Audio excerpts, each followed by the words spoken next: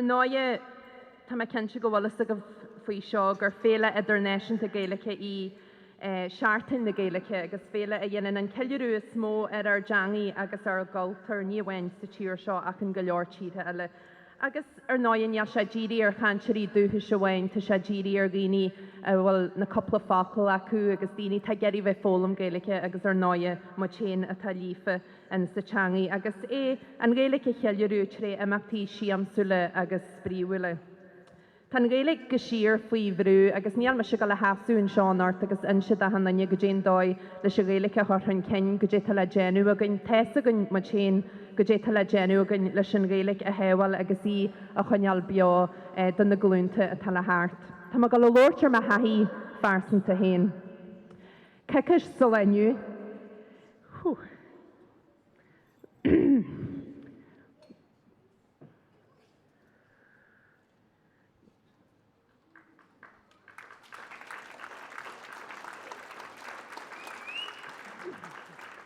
Ialma de héin na nnéan seo. Cecas sa leniu ag bu se sléin ag an fear a dhríí meise i drán na Gaeilge ar bhí mar híl. Run se éachta agus bhag me déine gur an na fearsin ar a bhí me se áitní anna daois agus gan facail Gaeilge agam, facail amhain ní agam agus ag náid má bhathir agus náid má dhéithir agus bhí méiciil Éhlíonn daois gan am sin ní Gaeilge ná perlaige. Ach bhag me déine seo agus an am sin mar a soldaí bhí dadí gáil agus beidir naró sé mar an fantá ach bhí má bhathir sin agus is cehann go mailam í métreach na bhála bhain scáil agus chuim me sean rang a trí ar a bhag me sin seo agus chuim me sean na scála agus hanmid na bhála agus bhí me geirí bheith denú obair bála agus geirí bheith denú má go dé faoi dhí a bhí scríomh aróin agus scríú mámi for sí cóirle bh ganneart agus scríú sí na fácle ó hiú na fáíarta dé as cin na bhacail agus hain am dearrma go deor ar an panluaí sin éceal as cin na hanna le ácail an sa leor agus í geirí bheith múnú dúsa go dé dáil leis na fácle sin a uamnú mar a sceart. Ach níor bhhar sin na bhád mar ní róma de bhád an seo nar a ddírí dad a sa deo. Agus is cinse gur faoistúr méthe bhí man sin ó hiú na Gaeilge dé agus bhí sin agam múntear mai. Ba gur élam sahat na bhála óin scáil agus bhú dad na híon sin agus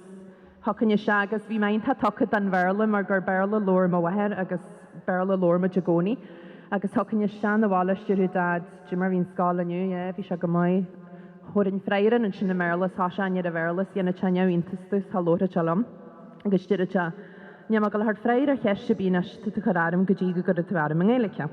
Mar sin thuann sin heiste Gaeilge agus an sin hásead se cheartú. Agus ní dú lecham sa bheith ceartaí, mar sin bheith mar a feagán an stíirn réit sin éam scoúir Gaeilge níos mó tá sa go bheith cheartú, agus híad se léh fépers tá se an mar le ríist agus hadúú dad freiram go dtí gnéirn Gaeilge agus go dtí gnéirn mar is cearta. Agus sin mar a debermuid, sin mar a chuéimiid a rí me híl ar a bhanscal,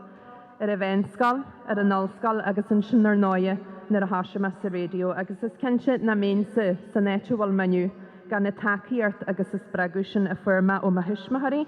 má bhaithir go ponte éirithe ag go túús agus go cinse dad na dhé sin. Agus bháda mud i cheile ach sin sprecha bhí ag a gcónaí na go mú meise agus méchas aganne lífa sa Gaeilge agus ddírí leis na dhéanú. Bhiúgus mé beidir gobar a radio hachan na bhála ó Oscailt agus siad run tú coppla búbúne agus sian sa recadéir an menu agus phléhuimeide agus heitmuide má agus bhíimeide garan fan chaidan agus fa godíad a cuasaí canna ach sa dearú déan am héin caiimiidirú cinna sna dhéanam bota sin a ríis. Chruthí an Gaeilge cadrih fíor speisialta idir ma héin agus meheir, cadrih na dhéanam se dearmad go deor. Páidir sé sin lomsa agus máis na blianta dearna han sin seomíhuiir a chuid te gliaadm agus ceiste adam sa go dé na Gaeilge a chud ar seán a go dé mar a dear seo déan sa hú roth mód a tíl chuid sí háart a dad agus tá sa teartagam san se chun na gceisina agus sin sa ag dearún le ní bheith in na Gaeilge agam sa mar a bhí ag dad ná ag seanhair an seo an na Feirste. Bethe teanga í lóirt aon tíim go heilas go thomlan lei sin a cabbéin brúsin a fermeise ó me éthir ha mén sa cant Gaeilge inniu agus sin ma háartarart an seo an ort. Scoma cé níisiite tú Scama man bhfuil Gaeilge ag dé thuismahar, má tá Gaeilge ag tuismahar a bhhain, man bhfuil Gaeilge ag nanne, tan takeíart an sin, má tan mianan sin, má tan daoine geirí í a ólam. Tan takeíart an, heag é dhéanú mar a roinn misis má bhair a dúsama agus mar a roinn dad lomsa, má tá sibh se sésta an nabar a thuiriste marthaí an Gaeilge, agus má tan mian ceartan agus sibh geirí é dhéanú, bhil tá se bre ar a féin é dhéanú. Mar a dúirt má téit me a chartar a Gaeilge agus cé gangallinn se arm sinna adbhal caiimiid a bheith anracha faoi, mar té dúchlan mhór róin. Is fúne a téis an teangaí a thainneal beo, na poisí a spreagú a drá na Gaeilge le cinú go martha siad an na glúnta a tal a háart. Málam go mór cáiste na héislainean seo, na coiste na héislainean an seo a hiúi, agus clubáiger an na Feirste go héirithe brídeanna ní bhil, a dhéanana na ddíthil a gcónaí ní bhhain de foiisín bhála ach don Gaeilge agus don Chultar a bhfuil si héin fíorhródal as agus catíon na méu. Tá sulagum gníirithe go maiile se dearú Seachtaine, go maine se bhfuil ag soltas a cha rudidir bí, go dhéana se bhór seart níhil, ní bhhain den dearú Seachtaine ach am a bí a heaglah. An Gaeilge lóirt agus í a chuineal beo beithe a measc pobl bhála seo agus pobl na tíre. Is ar scethe chéile mar a dearú seanach le bhád na daoine agus ar scethe chéile a bhádas a Gaeilge fásta. Caiimidí a bhrú an tásaí arid agus a heaglainn, agus ba bhfuil am cógar just íonú le ahannaine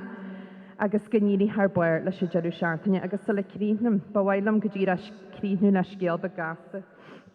Na a bhí meise i man na céime an Oscailt chuair Rann agus bhí me go le 60 bliain. Cheannaí dad fáclair í gcónaidú agus mar bhrontanas a bhí se dúir sealam a gcónaí sin na leor a bethóra bheith a hannaine agus na a bhí meidir an Oscailt tá go Bíbla na Gaeilge ar an nachlair sin ar achlar í gcónail. Agus scríú se nóta beg ar a tíhistí den nachlair sin agus seomar a chuéise. A bheit séil, tá ga fácail dar scríbú a deangaí ar díre le foiil an sa leor seo a bhreithir. Tá ceir a fanta dhéag caite ggurcha de dhéasa na spí fólam sna gin dearmad a dheir agus hanéanam. Go míle maigah.